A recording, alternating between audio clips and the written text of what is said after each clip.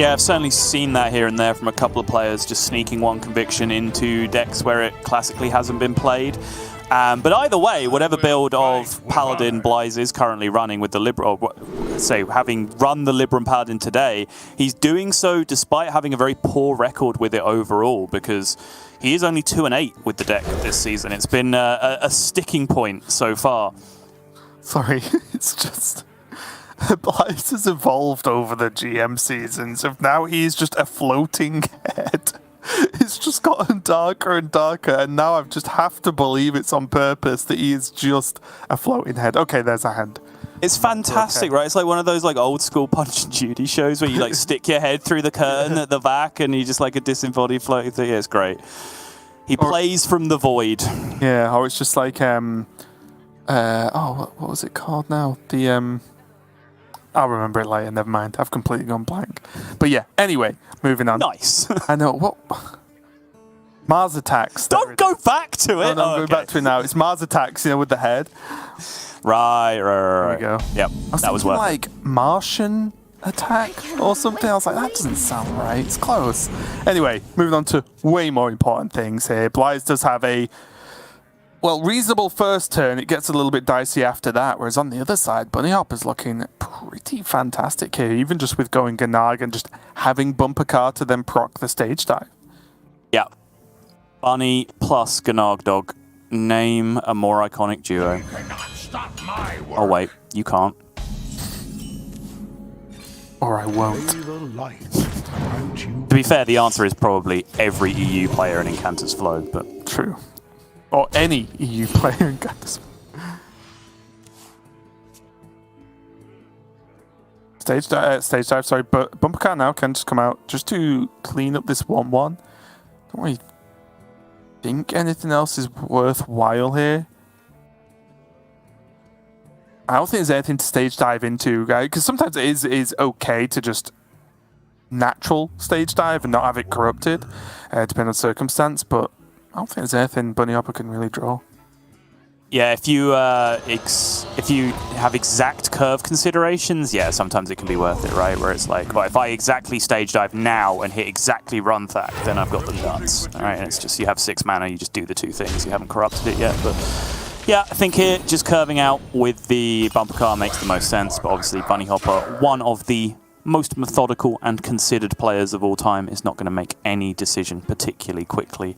And we kind of have a clash here. I guess it's a talking point we haven't really hit on, where both of these players are really paying close attention to Token Druid with some of the techs that they have in their lineup, and neither of them actually have the Token Druid in their lineup, so they're both have these kind of whiffed tech cards on either side, which is a pretty interesting dynamic.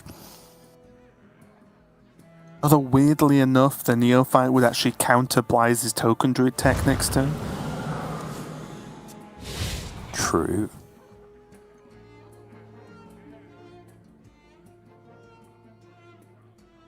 Yeah, kind of just worth playing Crab Rider, right?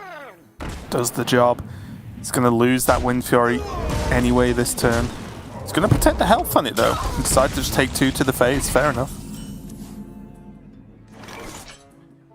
Yeah, I like it. I don't think face damage is really the scariest thing in the world to be facing down in this matchup against Paladin. There is that one card that really puts an asterisk next to that statement, and it has been drawn, the Libram of Judgment, which does represent a huge amount of burst damage over multiple turns. I think Bunnyhoppor feels relatively comfortable preserving some health on his minions.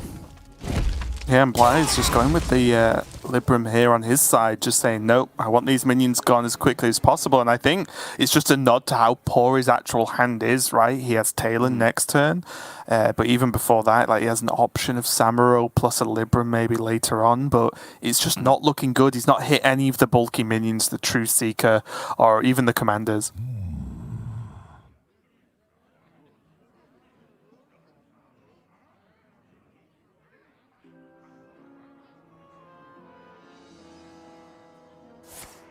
Expect to see Coin Ogremancer here. I don't think you need to play Watley immediately, because like, even if you played Watley, almost certainly your next turn would be Ogremancer anyway, so you haven't gained any benefit off drawing the cards a turn sooner. So you can just play them the other way around and play the more powerful minion first. Makes sense to me. Yep, I think if there was a conditioning in hand, we could have a different conversation, right? Because you could coin Watley and then do the conditioning with the tokens after the fact as a different option. Even Runthak, right, where you go coin Watley into Runthak instead and having those land on the same minions. But yeah, as there's no hand buff, may as well just get them out in this order.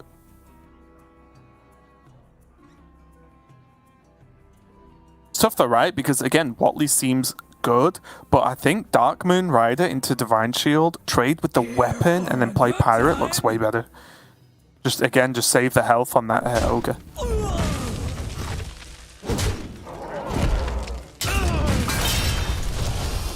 Yep, I like this diversion. Again, it's the same argument, right? Like, he's got so much stuff to do with his hand, he just doesn't need to draw cards right now. Yep. There is no rush. He can play higher tempo turns and then fall back. And then fall back on the resource generation later on. You get it? He said rush, but it's all rush. Oh, you took my line. Okay.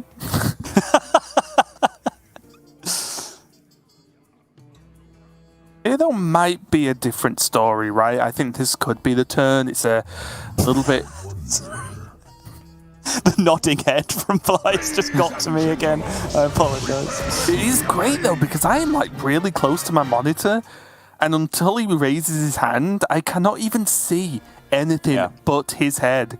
It is very impressive.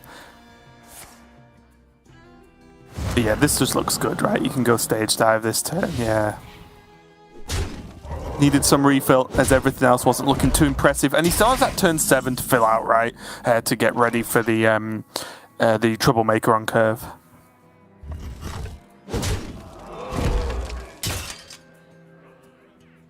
Quick question.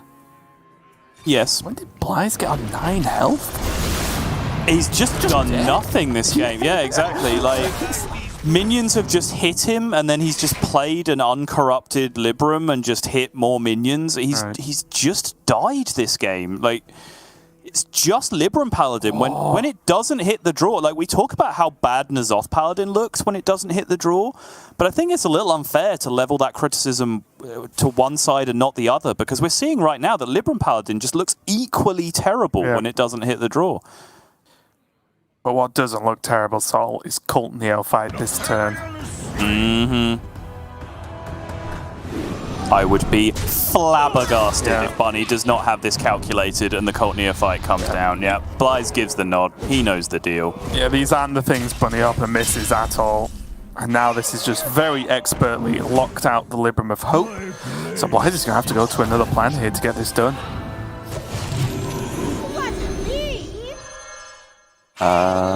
Yeah, okay. I see. I've only just figured out how this clear works, and xBlyzes has already played the damn thing. How does he do this so quickly? Never mind. Sword Eater. Boom bap. 3 damage to face. For 1 second, I was like, okay, what are the odds on actually the Troublemaker getting lethal here? And I was like, oh, never mind. He has the Pirate in hand. Doesn't matter. I don't know if you even saw that, but we just awarded that win to Felkane. I don't even know how that happened, but his face just came up on the winner's screen, even though he's not at fault. I don't know what happened. I'd love it if he just turns up tomorrow like, what? Like, you said I won. Yeah, exactly. You said I won. Where's my extra point? No, it is Bunnyhoppor. It is a win, and it's a very, very big win as well, because, again, he is fighting against relegation here. As much as we are having fun with this series, with xBlyzes' play from the void, Bunnyhoppor is taking this very, very seriously, far more seriously than we are, and that's a huge win for him to get on the board, and it's really exactly the kind of win you want, right? If you're under the weather and you have one of the biggest Hearthstone series of your life to play, just draw the goods and have your opponent draw garbage, so you don't really have to think too hard about what you're doing. But even then, when I say he didn't think too hard about what he was doing, there's still just that perfection lockout at the end of the game with Cult Neophyte, right? Which is not trivial. It's a play that you would certainly expect any good Hearthstone player to catch, but it does involve keeping track of the number of discounts, knowing that that threat can come down and so on, and then actually just playing out the curve as expected. But he still was able to keep a handle on everything that was going on. So step 1 complete for Bunnyhoppor so far. Yep, victory number 1 there for him done. And I agree. I think it's also just the fact that, yes, he had a bit of an easier game because he got some good draws. His opponent kind of whiffed a lot, but you still have to execute it well. And Bunnyhoppor, turn by turn, you could just see every single thing made sense, right? And you can see the awkward positions he was putting Blyze in every time. So it's now Bunnyhoppor who's going to be switching over to his Paladin, and we are basically getting that matchup in reverse, especially so because Blyze also runs the Ogremantcer and the Cult Neophytes in his Rush Warrior list. Yeah, that's what I mean, right? Like, everyone's playing Neophytes and Ogremancers and Consecration and the Sigils in Demon Hunter, right? Like, they're both really concerned about Token Druid, and it just doesn't exist in the matchup. It was the same story yesterday for Blyze as well, so there is a bit of a whiff in some of these matchups. But Bunnyhoppor now switching over to the Libram Paladin. As I mentioned, Blyze has a 20% record with Libram Paladin 2 and 8. Bunnyhoppor actually has a negative record with Libram Paladin as well. It's not a deck that's doing particularly well. Bunny is 3 and 5 overall with Libram Paladin this season, so he's played a little bit less of it, has a slightly higher win rate, but still a negative one. So does feel like maybe the Libram Paladin is the problematic deck in the series. I actually was watching Bunny play this on stream the other day. Actually, he put a fair amount of games in, at least while I was watching. Okay. And so, he has some level of faith. Maybe he was just practicing for GM as well while he was streaming on ladder. But he was playing this at pretty high legend, right? So it's not like just a kind of throwaway deck. But Blyze, on the other hand, is going to be, as I mentioned a little bit earlier, still running those Cult Neophytes similar to Bunnyhoppor along with the Ogremancers. So we'll see if there's any benefit there, if it works both ways, whether Blyze is going to get the clutch Neophyte to lock out an awkward turn for Bunnyhoppor. We'll have to see how it plays out. We will, and Bunny will certainly be hoping for a bit more gas. I guess most crucially, more Libram discounts, because that was the problem, right, for Blyze. He just had to pay way too much mana for his cards. If he's able to just play a couple more Outdoor Attendants or Outdoor Truth Seekers on curve, get that Libram of Hope down, that would have put a significant roadblock in the way for Bunny. Then he already had the Talon into Liadrin ready to go, right? So he could have started restocking on all those juicy Librams to follow up with. So we'll see if Bunny can find a smoother curve of discounts to get through this one. And already I'm looking at opening hand coin Outdoor Truth Seeker. Yeah, again, I've mentioned this before in other decks, but if you had to force me to say, okay, what card can you just always keep in any matchup in opening hand? Like we were talking about, like Field Contact with Rogue the other day. Like, I would honestly just say, if you had to force me to just have a 100% rule, I'd go for Outdoor Truth Seeker, because it just always gets there. And if you're losing a game that you can't make it to 5 mana on, then you're probably losing that game anyway.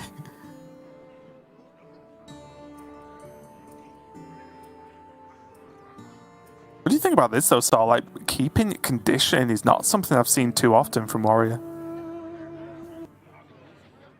It's a very curious keep, especially with just no guarantee of curve already. Obviously, Imprisoned Gnarg is just such an outlier in terms of opening hand win rate. We've heard it described multiple times as the best card in the game on turn 1 and the worst card in the game on any other turn after that. So you do want to mulligan very aggressively for that card, in my opinion. But if you're going to keep conditioning and roll on into this hand from Blyze, then yeah, sure, sign me up. That looks pretty appealing. Whoa, hang on! Going up the other way, Bunny threw away the Outdoor. He picked up the other Outdoor instead? Yes, and he one-kept Carriel in his hand, which I can see. I'm fully on board with keeping the Carriel there. I think, maybe the thought is just it's too greedy to keep both of them in that position. It doesn't work with the curve on the coin either, if you're going to coin one of them out, where you then strand the other one. So if he wanted to pick one or the other, he just chose to go with Carriel Roam because it's the better board presence with Rush and Divine Shield, kind of fighting Warrior at its own game. But I'm kind of with you. I'm very surprised to see any matchup, the Outdoor Truth Seeker being thrown away. And here, there could be a pretty huge, I guess, punish for Blyze's keep of conditioning, because Bunnyhoppor just has a in-hand Oh My Yogg, and Libram Oh My Yogg this turn looks fine to me. I don't think you'd ever play Galloping over Yogg here, because you're just not expecting the Warrior to play that many cards next turn. So yeah, just out of curiosity, I have just looked it up. Outdoor Truth Seeker, 55% win rate opening hand, 6th best card in the mulligan. Carry or Roam very close, but slightly worse in 8th position, but only like 0.5% lower. But again, you kind of have to look at the exact dynamic as to how the turn's going to play out. And if you coin Carriel on 4, you've then kept a 5-drop, right, and used your coin already. Whereas if you, if you coin Carriel on 3, you've kept a 5-drop and used your coin already. Whereas if you coin the Aldor on 4, well then what's your Carriel Roam turn, right? Because you've coined out the Truth Seeker. So I guess he just felt like they conflicted with each other and just chose to go with the Carriel Roam instead, which is very interesting. And if you Carriel coin on 4, you're just stupid. You're just dumb. Yeah. But now, look at this. Like the Oh My Yogg in hand. Normally, you don't want a secret in your opening hand. But in this specific circumstance, like the Oh My Yogg into the kept conditioning is huge. Is there any more? And nothing. That's nothing at all.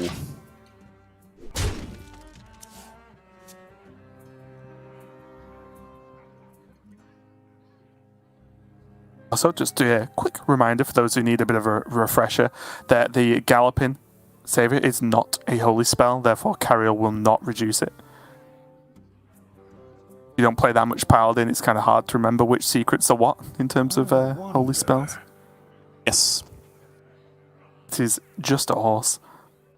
Yeah, looking like spell schools might become a little bit more relevant now in the upcoming mini set with those, at least those 3 minions that have been revealed that tutor, go look, you draw a spell. If it is of this particular school, do something cool. You know, certainly giving yourself the opportunity to build more spell school heavy decks could be very interesting in the future. And I actually quite like this play. I think using the Divine Shield to hit a 1/3 is not your idea of success for Carriel Realm. So it is a little bit unfortunate, I guess, in one way that Bunnyhoppor didn't have anything to coin out into, but he wouldn't be hitting any cards in hand, and he's not got anything to coin into because xBlyzes isn't ahead on board, so that's a positive in general.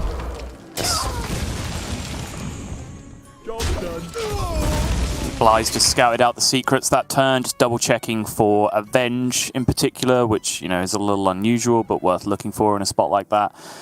Throws out the Sword Eater, is going to be in a position where he loses a charge here potentially, but still decent board presence, is able to clean up, and the Carriel now can come down, but weirdly, after mocking the Carriel coin play on the previous turn, it's actually possible here. Yeah, and I think it's good, right? Like, coin the Libram out, get the kill on the 2/5, and also there is the Tailin follow-up, there's the Libram of Judgment follow-up. It's good to me. Guarantee there's at least one person in chat saying order right now. Like, it's got to happen. I think it's the exact kind of thing that Bunnyhoppor will have been over-checking as well, because, you know, we talked about how both of us have had conversations with him where he's felt a little bit disappointed. He has said that sometimes he's just felt a little bit blind on certain turns and just hasn't seen interactions properly, hasn't seen the lines. So I think he will have just been double-checking, triple-checking that he wasn't being stupid on that turn, even though it is a very basic interaction. Starting to fall behind very rapidly now is Bunny. Yeah, and it's always terrifying when you're leaving a playmaker on the board.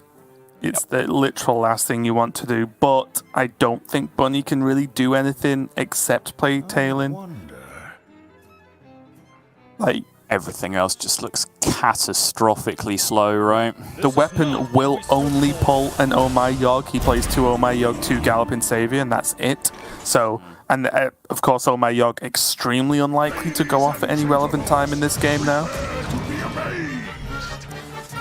Here for a good time. Here for a good time.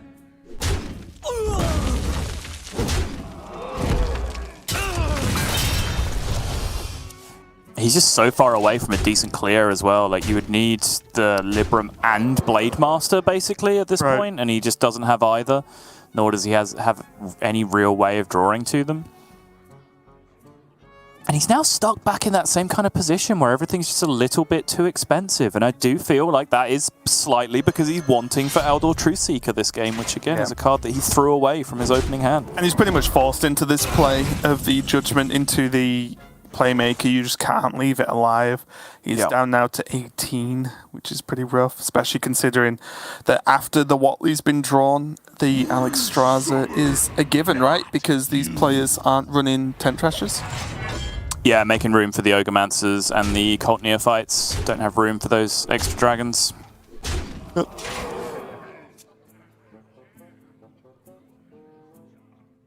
And it's just it. It's just taking a beating.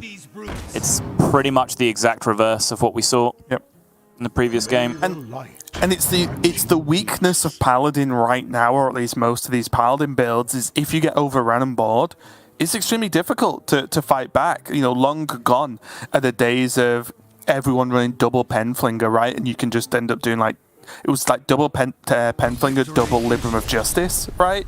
Where you could actually ping off a whole board with all the Librams. Like, those days are kind of gone because it's just not as good in the list. So yeah, means xBlyzes is going to take a victory, and now the series is extremely even with the same matchup happening twice and the same class winning in both counts. Yeah, and it also means that there is still the Paladin remaining on both sides, since it's both picked up a loss. There is a little bit of variation between classes because there is the Demon Hunter on Bly's side, and Bunny is choosing not to go with the Demon Hunter in his lineup. Not really a deck that he has relied too heavily on this season. Whereas it does feel like a very Bly's deck, OTK Demon Hunter, right? Just jam some card draw, kill your opponent, GG, next game. And I'll also say that if Bunnyhoppor, I feel like if Bunnyhoppor can play Rogue, meaning if Rogue is decent or good, he will play Rogue. We saw him, I think, one of the first players who really adopted Secret Rogue a few metas ago, right? And then pretty much dominated with that deck for a whole season. So yeah, I think Bunnyhoppor's always going to go for a Rogue if it's looking good. And he has got that Miracle Rogue for him. I'm just going to quickly check what we've got. Oh, and we do have that Rogue versus Demon Hunter. So we do have the clash of the two different decks in the lineup so far. We'll have to see where this has panned out. I think my opinion on this matchup has changed quite rapidly over the last few weeks. 3 or 4 weeks ago, I would have told you that this was a very strong matchup for the Demon Hunter and that they generally had more than enough time to assemble all the pieces they need for the OTK. But the more I've seen evidence to the contrary, the more I've seen Rogue winning, the more I've then, tested it myself a little bit more and spoken to some top players. I think this matchup is now tilted a little bit just to be in Rogue's favor, partly because of just improvements in play. They just have, they've mastered the Rogue a little bit more, especially we'd expect players like Bunnyhoppor to be at that top level of Rogue play, but also now just the ever-presence of Cult Neophyte in the deck, outside of a few outliers, like we saw today from Viper with the One Maker instead, but generally, Cult Neophyte is taking its place in the deck, which is so huge. Just for key disruption of turns, you can either use it to defend a board from big immolation clears, play around breakpoints with like immolation and Moarg, for example, to defend big Jandis boards or something like that, defend big Golem boards like that. Or you can just jam it going into their turn 6 to block Skull and just really slow down their entire game by multiple turns. Then even late in the game, if you haven't had it early, Cult Neophyte can still have a big impact because you can just jam it on like turn 8, turn 9 to defend against the lethal from the Demon Hunter coming out the other side as well. Not to mention then the ability to stack Shadow Steps, Tenwus and everything on top of that as well to stack up the effect multiple times. So I really do feel like Cult Neophyte is the star of the show in a couple of matchups for Rogue. Token Druid being one of them, but in this case we're focused on the Demon Hunter where it is very, very powerful as well. One thing I will say though is xBlyzes is bringing a slightly off-standard list here. He does have that, remember, that one Sigil of Silence and that one Sigil of Flame, which can get some work done. And again, although the subtle rule of, well, if you run 2 one-offs, you should run only one of them twice. But here, like, we did see the usefulness of a 0-mana Sigil here, right? When xBlyzes played yesterday, and the fact that, for example, either versus Cult Neophyte, it's that little bit cheaper to play. Of course, it doesn't kill the minions, but even just playing early to stop an Octo potentially being procced, right? If you can just silence that off, like, there are these interesting tech choices that might help out in the matchup just a little bit. I want to see it get played, and then you just jam a Jandis into it. That's what I want to see. And then you just actually get 2 full-size minions out of your Jandis. I'm sure that is something that Blyze will have in mind. I'm sure he'll do everything he can do to avoid that catastrophic situation. But you're right, there's a couple of useful applications for it in the matchup. But most importantly, I have been impressed as it just is a 0-mana card that I can just say, get out of my hand. Yes. I want that to happen, right? The Sigil into Jandis, but the Jandis summons double Raz. No, it summons double 1/1 Death Rattle into a fight. Yeah, okay, you beat me. Round 1 to you, Sol, I guess. Yeah, so here we are. Let's dive into the game. We don't need to talk about the pre-match much more now, as we are getting in here. And Bunnyhoppor looks to have a pretty decent opening hand. What kind of merit is there to keeping a Prize Plunderer to proc the Octobot in this matchup? I would say minimal, honestly, because at that point, how many actual valuable cards to discount are you actually holding on to?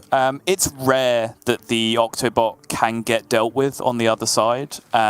It's kind of Fell Screamer is the only minion that can contest it, and then it's like weapon plus Chaos Strike or double Chaos Strike in terms of things that are able to do it from hand. If not, you're getting into like spell damage, Eye Beam, and things like that, right? So personally for me, I would not have kept it, but Bunnyhoppor clearly disagrees and is choosing to go for it. Yeah, it's purely for me, there's the fear that, and maybe this is a bit irrational, but the Demon Hunter doesn't really need to proc it either. Right, so like how long can you give the Demon Hunter while you wait for something to proc it yourself? Right, it's just that slight issue because effectively both these decks, especially the Demon Hunter, are just racing through the list. Right, both decks can draw a lot of cards, and if the Demon Hunter wins that race, they pretty much win the game. Sure. Efficient is sufficient. Snap Spectral Sight on 2 for Blyze, I'm sure, does pick up the Immolation Aura, which is huge. Very, very strong card in the matchup alongside the Sigil of Flame he's playing. Oh, Foxy Swindle in response from Bunny, though. Both these decks off to the races extremely quickly here.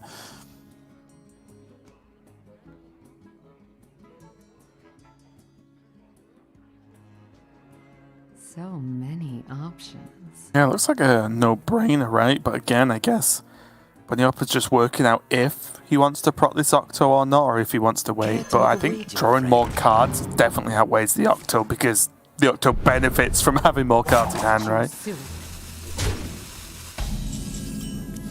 Yeah, and again, I think we'll see a lot of this from Bunnyhoppor.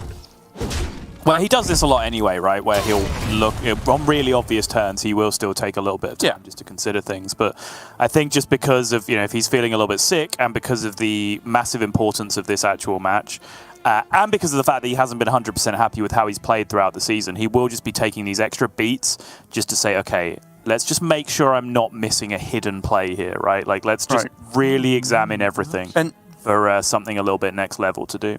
I know it's a little bit overdone, but especially in a matchup like this, just planning the turns ahead, because you can almost plan the Demon Hunter's turns, right? You know exactly what they want to do and when they want to do it, so just be kind of using that as a baseline.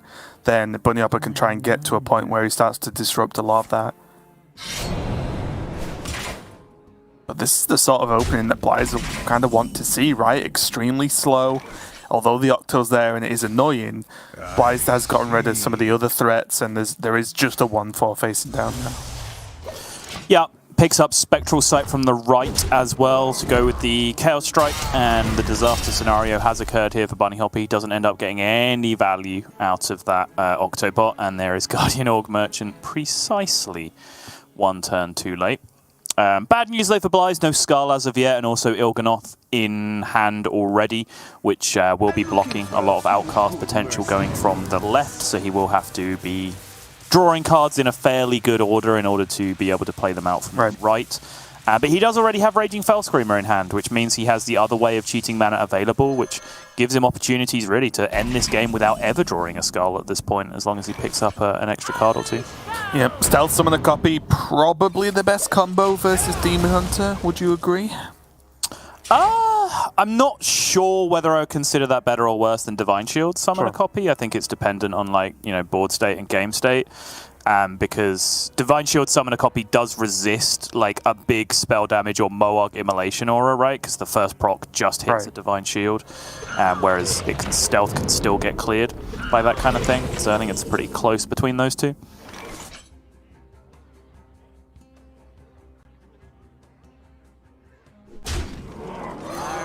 Looks like it's going to be that Immolation Aura with the Arcanist here. Blizes does have to sacrifice his minion as well, but a sacrifice well worth for him to just clear those threats off. And already things are starting to look a little bit grim for Bunnyhoppor, right? Blyze is getting through his deck at a reasonable pace, and Bunnyhopper's pretty much done nothing so far. Yeah, the card draw has just run out a little bit at this point for Blyze, so he is going to be trusting the top of his deck a little bit, but he is now in that position where he hasn't drawn a Skull at an awkward time. He didn't draw it on turn 4 or turn 5 after the Organoth came into hand. So at this point now, as long as he hits top deck Skull at some point, he should be able to power through his deck very quickly. He does have double jump, right? So he can jump into Skull. Yep. Potentially next turn, which is huge. But now Bunnyhoppor at least could go like efficient Octobot Guardian and be able to really pop off with this field contact, right? Yeah, and I kind of like playing the field contact first here as well, just to get these draws rolling, because you can actually play a surprising amount of cards for 0 mana here when you start digging into it. The Prize Plunderers aren't actually useful in terms of clearing power. Spell Mage in 3 options. Yeah, the Plunderers aren't particularly useful in terms of actually using them for clearing power, so I'm sure he'll just recycle them on his own minions here just to pick up the card draw. That's exactly what he's going to do.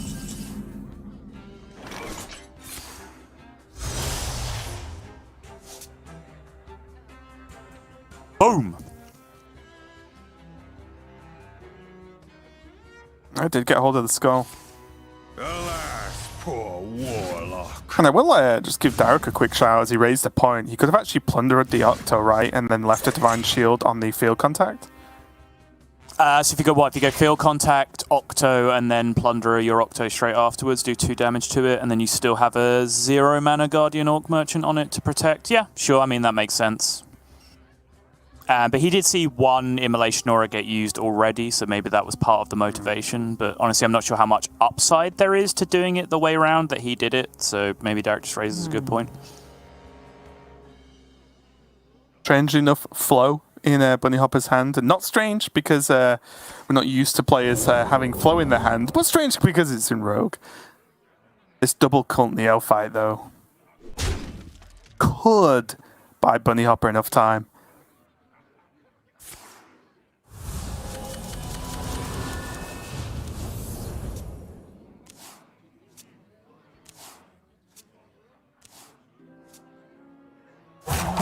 Discounted Swindle, which will find him another discounted spell, in this case the Brain Freeze, picks up Guardian Orc Merchant as well, and now the Wicked Stab on top of that, very nice.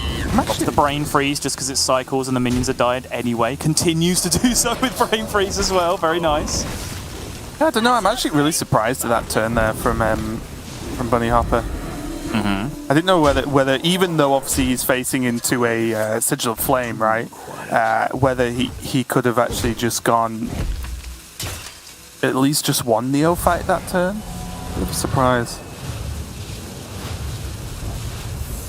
He does end up dumping a field contact at the end of the turn as well, which I don't think he needed to do, because he's only going back to 8 cards in his original hand, so he's just throwing out into the... He just doesn't need it, right? Sigil. Yeah. I guess, but... I mean, he's only got 7 cards in the list, and he would have had 8 now left over, and I think he just wants, like, damage or something, but Blyze locked it in, which means it's game. Yeah, and this was the formality, right, where he had this on the other side the whole time, and obviously we're talking about where Bunny can choose to play the Neophytes there, which he definitely had the option to do.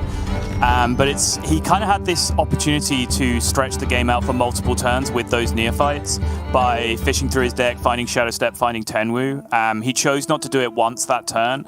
I think you are right. I think Bunny looked a little bit confused at the start of that turn as to what he was going to do, whether to play 1 Neophyte to start with. He ended up going with the Incanter's Flow instead, which did save him a significant amount of mana over the course of the turn, because he played multiple Brain Freezes and Swindle. but I'm not sure what he did with that mana that he saved, right? Because if you think, well, he saved 3 mana over the course of the turn and then used that 3 mana to play a field contact, which ended up getting blown up by the board. So whether that really achieved anything is up for debate. And maybe just dropping the Cult Neophyte there was the better way of dealing with it. Yeah, it's tough, right? Because once a Skull's been played, as we well know, almost anything can happen. So you could say, oh, well, you can't just Neophyte after every Skull that's been played because, well, what if they just don't have it, or what if they weren't going to go for the lethal or whatever anyway. But I just think with that turn and with that much mana, and he still would have drawn cards because Cult Neophyte would have procced the field contact that was already on board. It was probably worth just dropping 1 because it's not as if you need to do 2 or even 3 in a turn to stop Demon Hunter. Often 1 is actually enough when you're looking at a full combo.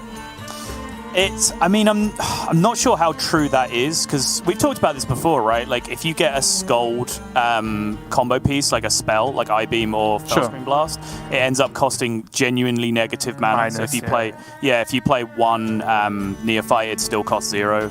You have to play multiples to drag it up to the point where it actually costs mana again. So there is merit to it, and there's also the consideration of being able to do it for multiple turns, right? So you can say no lethal this turn, but also no lethal next turn, because I'll just Shadow Step it and hold it in my hand, and then do it again on the next turn, and then 10-woo it, and then do it again, right? And try and force that out for as long as you possibly can. So there is definitely merit to greeding the Neophytes, but that's the difficulty of playing against OTK Demon Hunter on the other side, right? Is that you have to develop some kind of read on when you have to play around. Exactly, being dead. And it's just so hard to do. And that's what I mean, like okay, your opponent's played Skull, they've got 6-7 cards in hand, whatever, 3 of them are reduced. Do you just play it then and hope? Do you hold? Because if you play it and then don't have it the turn after, then they just do it a turn later. You know, it's really, really difficult, but we could probably talk about that for a while. And most importantly, we are getting back into the series, and both players are on the, I guess, the struggling deck at the moment, as Paladin has not been doing it too well for either of these players so far this match.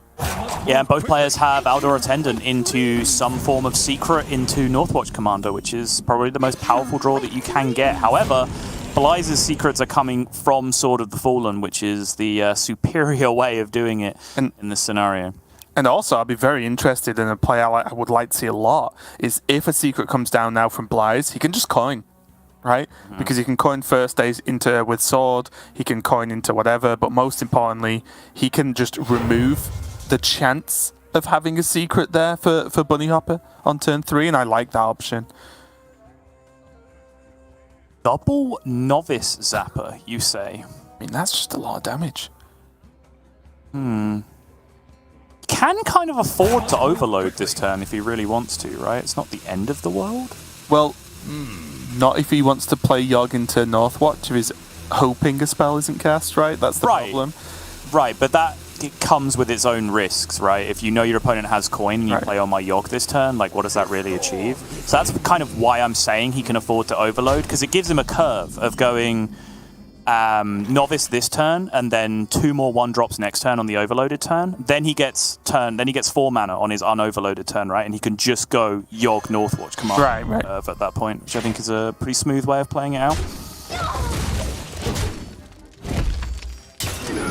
I'm just going to get the secrets rolling.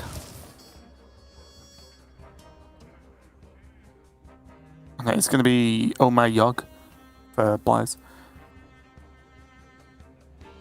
Which is a big deal, because of the way Bunny's curve is going to work here. He does really want to be able to play his own secret for the Northwatch Commander, but at the same time, you don't want to sacrifice your Libram of Wisdom into an Oh My Yogg either. He might just continue to play his 1-drops here. That does mean Young Priestess into a 1-attack weapon on the other side, though. So maybe that isn't good enough. Maybe you do just sack the Libram of Wisdom into the Yogg then. I was going to bring that up because, bearing in mind, although he has the 1 reduction, there isn't a true Seeker in sight. Right, and the card draw from the commander could actually end up just being worth more than this Libram of Wisdom for 1 mana being in your hand. Thumbs up from xBlyzes. Ooh, okay. I mean, it does go back up to a 1-2, so no real harm done in that scenario, I guess.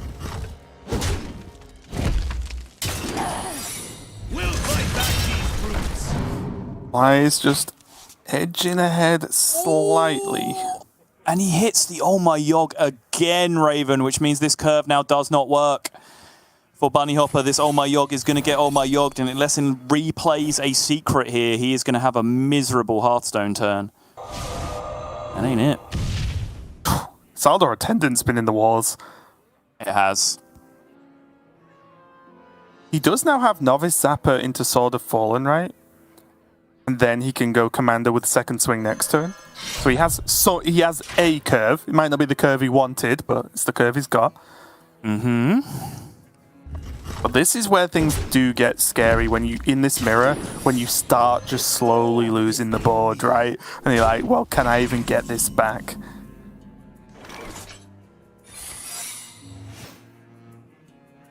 Guys, happy to get the secret active. Northwatch Commander number 2. Keeping the card draw flowing. xBlyzes looks like he's going to trade the 1-1 here. Obviously, trading the 3-2 takes more damage out of play, but it means that there would be just a 1 health minion left for the sword on the other side to be able to attack into. We'll fight back these brutes. It also gets weirdly tricky, I guess more so for Blyze because he's on coin, of like, well, now he knows the... now he knows that it could be the Galloping, right? That he just has to limit his own turns right now, which is one thing that could help Bunnyhoppor get back in this game. It's fair. I think really the biggest thing that will help him get back into this game is just Outdoor Truthseeker off the top, though. I was even looking at coin weapon this turn.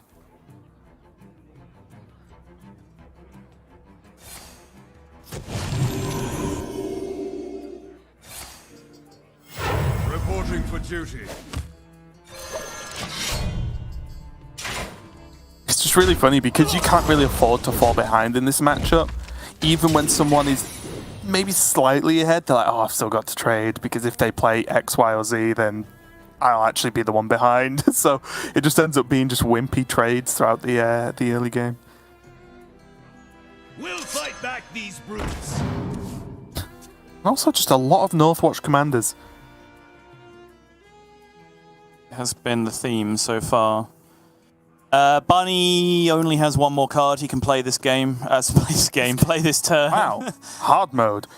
Yeah, because he doesn't really have any attractive way to deal with the Galloping Savior right now, so I suspect he is only playing 1 more card, and I'd imagine that means he's hero powering and playing a 1 cost instead. Reporting for duty. Yeah.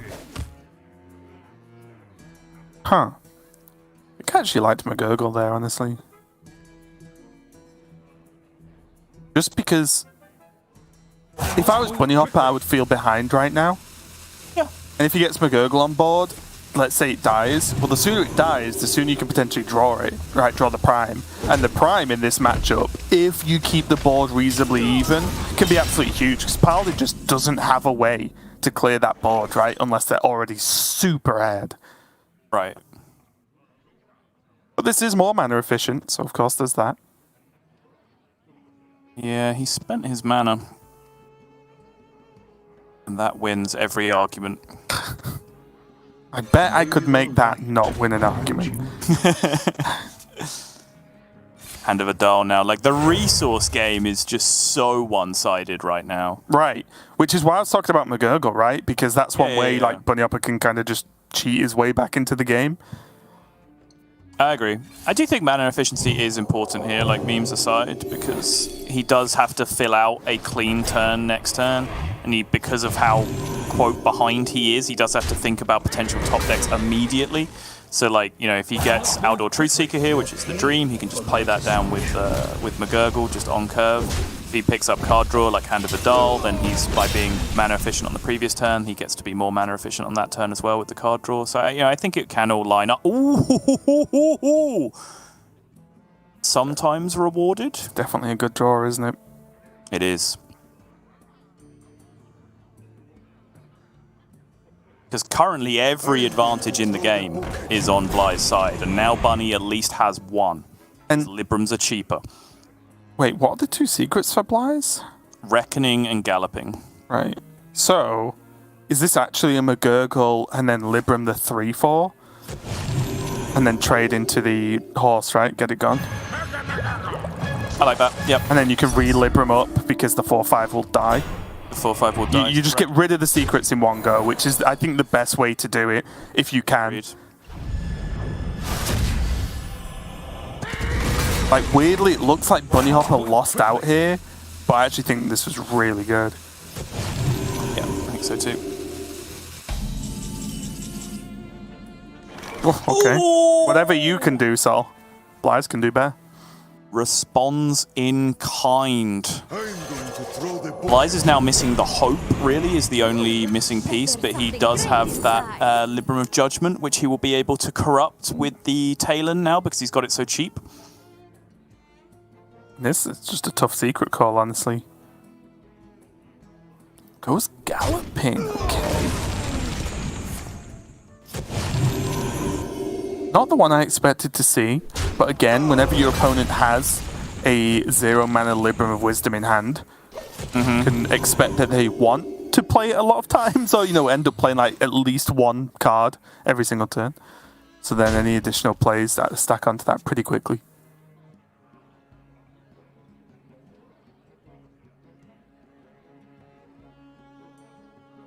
Good thing for Bunny, though, is he can start Oh My Yogg or Libram of Wisdom to test for a Yogg on Xbylyzes' side. Yeah. Because although I appreciate your comments in the past about playing high-cost spells into Oh My Yogg and not caring, I don't think Libram of Hope is one of them in this scenario. No, me either. I wonder if you'd willingly trade it for a sprint in this position, though, because obviously 6-mana cards are very, very big on card draw, as we know from Deck of Lunacy, but yeah, I think it would probably be a little ridiculous. What? Are these draws just fair? No, it's just every secret Xbylyzes has played this game has just actually been plagiarized, you just haven't been paying attention. Ah, okay. Yeah. Or he's just playing the Corsair every turn. It's not looking good for Bunny, though. As I said, he was picking up a couple of small advantages after being behind in basically every measurable resource for large parts of the game. But these last few draws from Xbylyzes, the Outdoor Truthseeker into the Libram of Hope, have kind of erased every advantage he possibly had. That's the problem, right? Like, the advantage isn't there because Xbylyzes just matched him every turn, which is... Oh, he really needed Xbylyzes to just have a turn or two just a little bit dull. I despise that trade from Xbylyzes, though.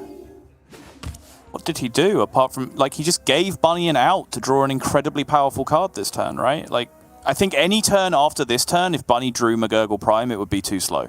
And he's given him one turn to draw it, where it might have actually got him back in the game, and I really don't like that. It still end up drawing a powerful card, though, with Libram of Hope number 2. He did. But again, there is Xbylyzes with his Libram of Hope. Xbylyzes has the Pen Flinger to ping the shield off, which is a huge deal. These 1/1 minions or Pen Flingers become a huge deal when you're in like Libram of Hope wars with your opponent in the mirror, because it's so much damage you make up. So is this Libram of Judgment time?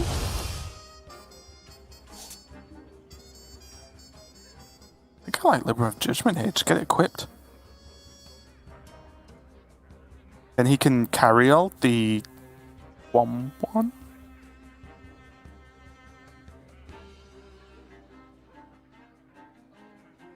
Let me think. You can also go like Hand of Adal, Penflinger again, and Libram of Hope, which I think I like a bit more since he just drew Liadrin. Just get the Libram of Hope cast. Oh, he's playing Liadrin now. He leaves the 8/5 on the board. No, that would kill the 8/5. He leaves the 1/1 on the board.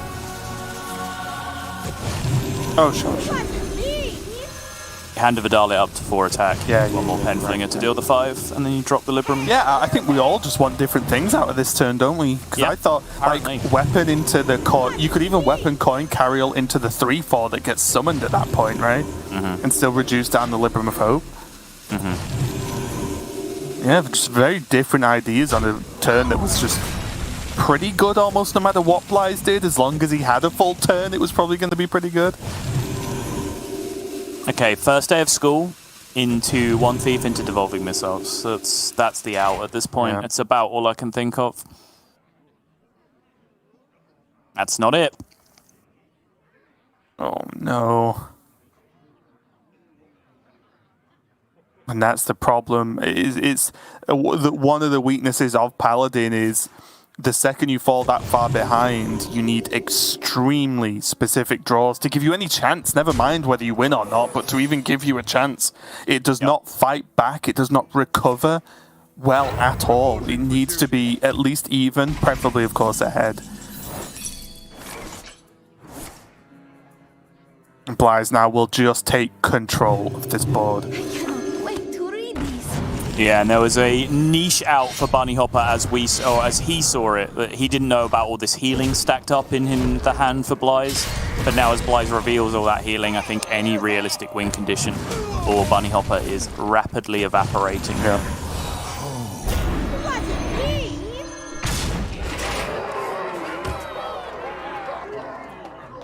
The victory is yours. And there's the That's concede. it. Blyze takes the victory and moves on to tomorrow in that top 4.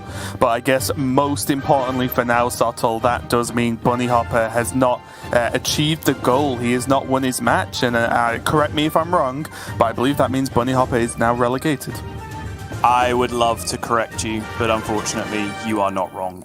Bunny has now been relegated from Grandmasters. It means we actually have all of our relegations wrapped up a day early, which is a little bit unusual for Europe. We normally go all the way down to the wire, but it means our 4 relegated players now are going to be Zim, Swids, A-Rock, and Bunnyhoppor, based on the results. Both of those players, A-Rock and Bunny, did have the opportunity to dig themselves out of it through today and tomorrow, but both fell a little bit short of what they needed to do. Bunny 1 match away, A-Rock 2 matches away, and I gave a little bit of a tribute to A-Rock earlier, and then if anything, Bunny deserves even more of one. Like, what can you even say about the competitor that is Bunnyhoppor? Like, absolutely one of the all-time greats, has achieved everything that there is to achieve in Hearthstone outside of winning a World Championship, and obviously there is an extremely limited pool of World Championships that are available to be won. The multiple-time seasonal championship, an extremely high order of merit earner in terms of lifetime prize money won, competed around the world in all sorts of different scenes, competes in the Chinese scene as well,